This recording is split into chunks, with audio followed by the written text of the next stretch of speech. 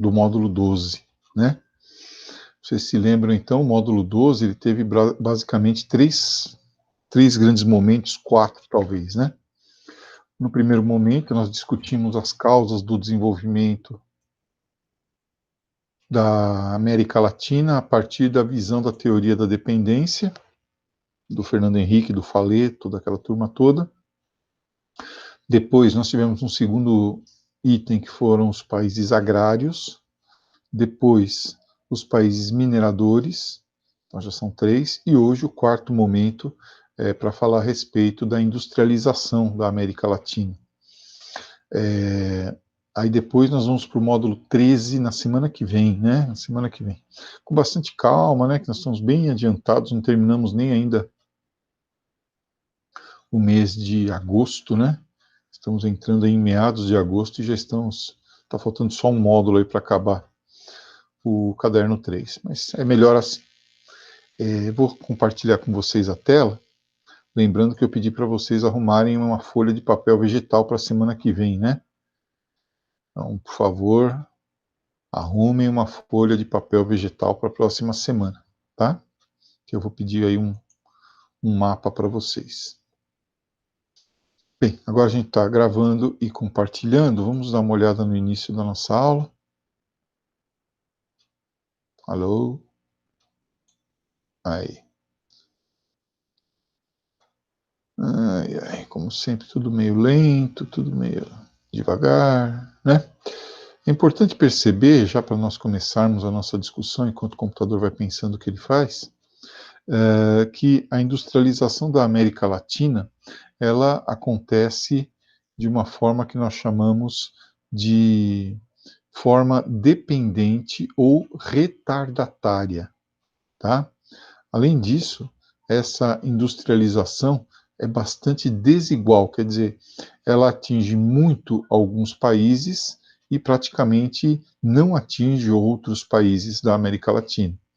No caso do Brasil, que tem um território grande e que interessa muito aí como potência regional, nós conseguimos ter ao mesmo tempo no Brasil a agricultura, o agronegócio, conseguimos ter a exploração mineral e conseguimos ter também a industrialização. Embora a gente esteja perdendo, né, capacidade industrial nos últimos tempos, ainda somos um país industrializado, tá? No caso do México, é praticamente a mesma coisa, né? O México é um país subdesenvolvido e industrializado, e que faz fronteira com a maior economia do mundo, né, que são os Estados Unidos. Então, o México perde, por exemplo, 50% do seu território lá no século XIX para os Estados Unidos, né? Estados norte-americanos como Texas, como Colorado, Montana, Califórnia, né, todos eles pertenciam ao México. Bem, e aí o México começa a se desenvolver a partir dos anos 30, mais ou menos, tá? Pelos anos 30, 40, igual o Brasil, igual a Argentina, né? O México começa a se desenvolver industrialmente, tá? Utilizando sempre esse modelo aqui. Isso aqui eu precisaria que vocês guardassem. Ó. A substituição de importações, quer dizer, o país importava anteriormente aquilo que ele necessitava para poder sobreviver. E depois ele passa a produzir internamente, né, os gêneros industrializados que ele utiliza. Qual é o fator no caso do México? Né? Basicamente três. A mão de obra, relativamente barata, né? E as grandes reservas de petróleo que o México tem lá no Golfo do México, e os incentivos fiscais, quer dizer, o protecionismo do governo, colocando altas tarifas sobre produtos importados. E assim o México vai caminhando com a sua industrialização, até que nos anos 90, o México assina um acordo com os Estados Unidos, o NAFTA, Estados Unidos e Canadá, né? É o Acordo Norte-Americano de Livre Comércio. E os Estados Unidos, para se aproveitar dessa mão de obra barata dos mexicanos, instala na fronteira entre Estados Unidos e México, onde tem um monte de cidades gêmeas, que a gente chama, né? Cidades gêmeas, tá? Aqui no Brasil, por exemplo, lá no Rio Grande do Sul, tem Uruguaiana, né? Você anda por Uruguaiana, quando você vai ver, você já está em Rivera, que é uma cidade uruguaia, tá? Ou Paso de los Libres, lá na Argentina, também. São cidades que são grudadas, conurbadas, né? Então, lá na fronteira entre México e Estados Unidos, tem várias cidades assim. Os americanos fazem o seguinte: instalam nessas cidades as chamadas empresas maquiladoras. Olha aí, maquiladoras. Então, como funciona? O produto chega pronto no México, praticamente, as peças, e lá no México elas são montadas. Então, ao invés do mexicano atravessar a fronteira para trabalhar nos Estados Unidos, os Estados Unidos mandam o serviço lá para o México para ser feito, tá? E quando a mão de obra começa a se tornar, vamos dizer assim, mais cara, os americanos retiram a empresa de lá e mandam para outra cidade, né? Retiram a empresa e mandam para outra cidade. Então, eles aproveitam que a fronteira economicamente é livre por conta do NAFTA, certo? Colocam os serviços, né, industriais ligados à montagem, que são intensivos em mão de obra, e nos Estados Unidos a mão de obra é mais cara, eles deslocam para o México para aproveitar a mão de obra mais barata, a legislação mais frágil, sob o ponto de vista trabalhista e ambiental, e colocam então os mexicanos para trabalhar para eles, tá? Olha, são as zonas comerciais especiais dos Estados Unidos. Deixa eu apagar que eu fiz um monte de risco em cima, aí vocês não vão ver onde é. Aqui, ó. São essas três grandes áreas aqui. Aqui, na fronteira com o Texas, depois um pouco mais aqui para cima, né, ó, Columbus e tal, depois já na Califórnia, né, San Diego com Tijuana, tá? Então, tem o lado mexicano, o lado americano, e aí temos essa troca de mão de obra barata por emprego, tá bom? Bem, depois na América Central, a situação já é um pouquinho diferente, porque pouquíssimos países conseguiram se industrializar na América Central. Você veja que Trinidad e Tobago, por exemplo, quase metade do PIB é industrial, tudo bem, mas é um tipo de indústria só, ligada ao petróleo, né? Porque Trinidad e Tobago tem uma grande reserva de petróleo controlada lá pelas companhias inglesas de exploração de petróleo. É o mesmo lençol petrolífero da Venezuela, né? Então, 48%. Já os outros países, como Cuba, por exemplo, tá aqui, tá? Depende basicamente de dois tipos de indústria: a produção de açúcar e a produção de charuto. Então, são levadas aqui em consideração os aspectos ligados à agricultura cubana, que é grande produtora de cana-de-açúcar e grande produtora de tabaco, tá? Agora os outros países, a 13% e tal, quer dizer, é bem pouco, né? Bem pouco, certo? A participação da indústria no PIB. Já na América do Sul, que é o nosso continente aqui, né? O Brasil é o grande país industrializado da América do Sul, né? O Brasil, o Brasil ele tem uma industrialização completa, diversificada, tá? Desde a indústria pesada até a indústria de ponta, a indústria de alta tecnologia, né? Mas sempre esse modelo, ó, modelo retardatário, né? O modelo que depende de investimentos transnacionais, um modelo que depende de tecnologia vinda do exterior, tá? Infelizmente, nós não temos muito controle tecnológico sobre aquilo que nós produzimos. E quando uma indústria decide que tem que ir embora, ela vai, né? A gente já citou aqui o exemplo da Ford de São Bernardo. Fechou, cessou suas operações no Brasil, foi embora, deixou um monte de desempregados ali, tá? Esse é o problema das empresas transnacionais. Elas não têm compromisso com o país, elas têm compromisso apenas com o lucro. Aqui no Brasil, então, é o ABC, né? Ó, Argentina, Brasil e Chile, os três países que conseguiram se industrializar graças à ação do Estado, né? Principalmente Brasil e Argentina, a partir dos anos 40, né? 30, 40, igual o México. Por quê? Eles tinham lá, tem, né, um grande mercado, um território razoável, uma população grande, então a mão de obra fica mais barata, tiveram tarifas protecionistas, legislação trabalhista e ambiental controlada pelo governo. Então, tudo isso fez com que eles pudessem se industrializar. Ó. Baixo preço de matérias-primas, né? Porque eles têm em grande quantidade, e além disso, eles podem simplesmente ganhar dinheiro também, porque o transporte fica mais barato. O mercado consumidor, o Brasil, 200 milhões de pessoas, né? Controle sindical sobre o governo controlando os sindicatos, impedindo que os sindicatos fossem muito reivindicativos. A mão de obra com custo mais baixo do que Europa e Estados Unidos, daí europeus e norte-americanos passam a investir aqui, e o protecionismo do governo, né? Então, o governo deixando os produtos importados mais caros, tá? Aí cria-se uma espécie de divisão de tarefas dentro dessa industrialização retardatária, desigual, que nós temos nos países latino-americanos. O Estado, o governo, fica com a parte da indústria de bens de produção, siderurgia, petroquímica. Por quê? Porque exige muito investimento. São plantas industriais gigantescas. Né? O nosso polo petroquímico aqui perto, o polo petroquímico de Capoava, né? É a grande prova disso, ele é gigante. Né? A Companhia Siderúrgica Nacional, lá em Volta Redonda. Tá? Então, é muito investimento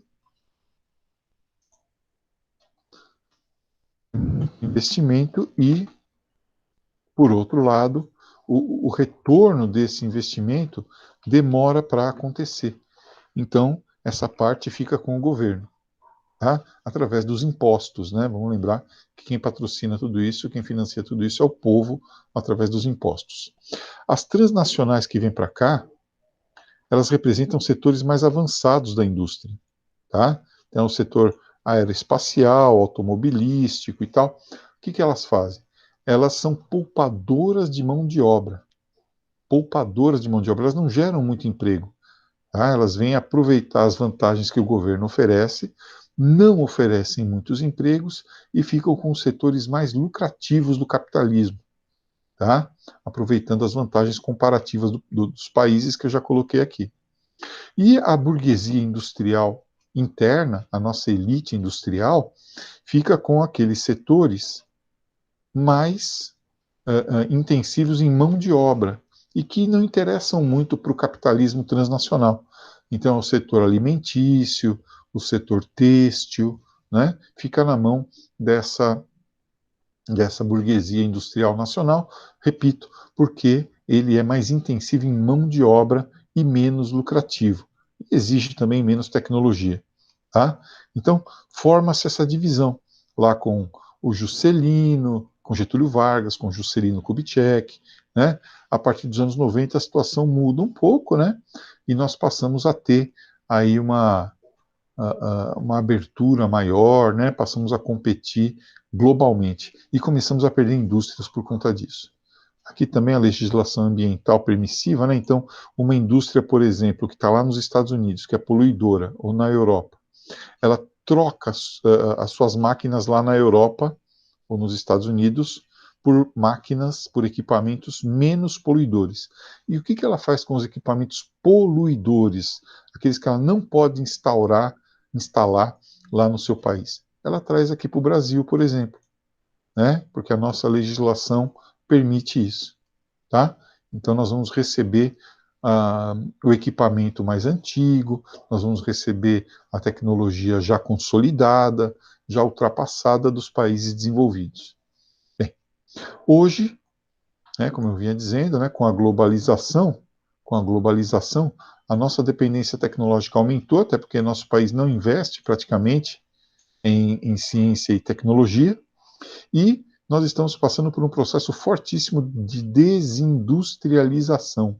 As indústrias estão se espalhando pelo território ou se retirando simplesmente aqui do Brasil, indo para lugares em que a mão de obra é ainda mais barata, né?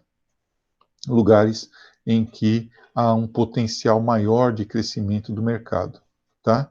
Então, estão indo principalmente para a China, né? Tem muita empresa se mudando para a China, tem empresa se mudando para o Paraguai, porque o Paraguai ele fica pertinho aqui da gente, né? Muito perto, em termos econômicos, industriais. E o Paraguai tem muita energia barata e a terra no Paraguai também é muito barata.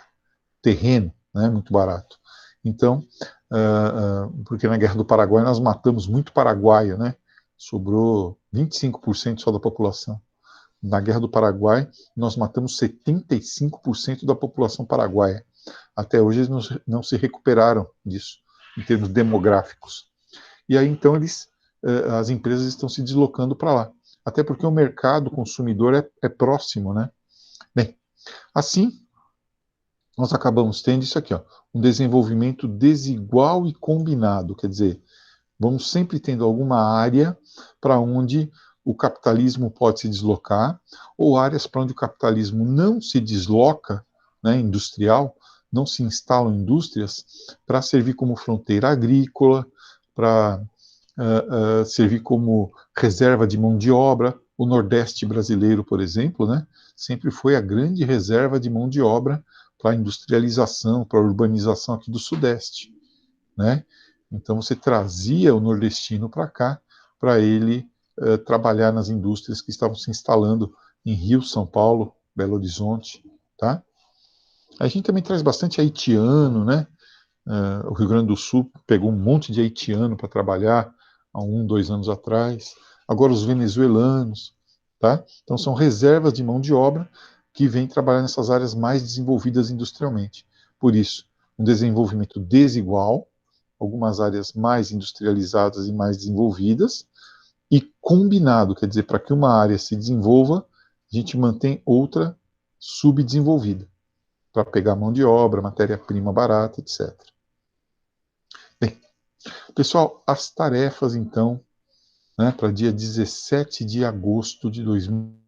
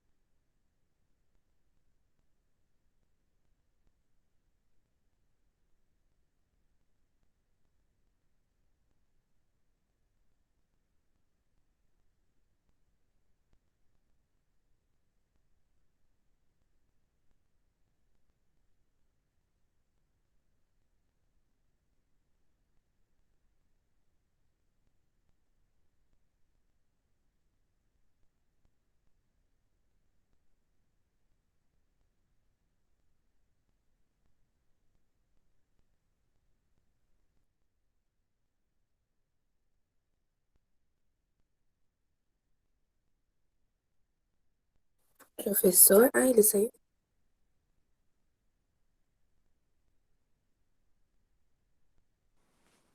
Será que a internet dele caiu, que tava travando?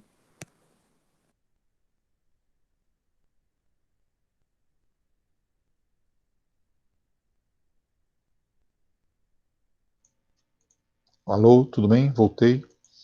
Então, minha internet de padaria aqui, ela cai de vez em quando. Muito bom. Então, alguma dúvida, alguma pergunta sobre o que foi dito? Tudo bem? Professor, você pode repetir a parte das lições de casa até dia 17? Claro. Congelou do nada. Não ouvi. A tela havia congelado do nada. Não foi só pra mim, não. Peraí. Vocês estão me ouvindo? Sim. Sim. Sim, tá. Então essa aí é a lição para dia 17 de agosto que eu estou pedindo. E mais o mapinha lá que nós vamos fazer ainda, né? Que eu vou pedir. Então, peço que vocês providenciem uma folha de papel vegetal. Tá bom? Posso tirar essa página aí? Tudo Você bem? nem tá apresentando, professor. Não tô? Ah, desculpa, filha. Eu esqueço de pôr para apresentar. Obrigado, viu? Só um minutinho, desculpa. E quando cai a internet, cai a apresentação, mas não cai a gravação. É um inferno minha vida, viu? Bom, tá aí, ó. Agora tá aparecendo, né? Sim. Aê! Então, atividade 3 da página 283, rumo ao ensino médio 3 da página 285 e o resuminho da página 277 a 282.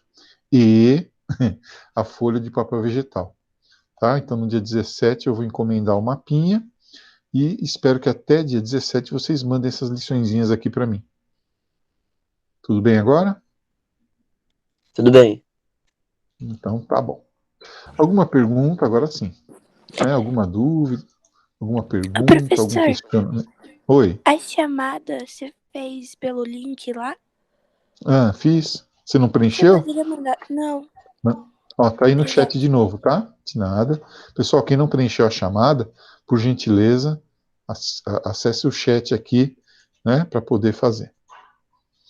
Bom, então é isso. Segunda-feira a gente se vê e não deixem de fazer a lição. Qualquer dúvida, me procurem pelo WhatsApp. Tchau, tchau. Tchau, professor. Tchau, professor. Tchau, fiquem com Deus. Tchau, tchau.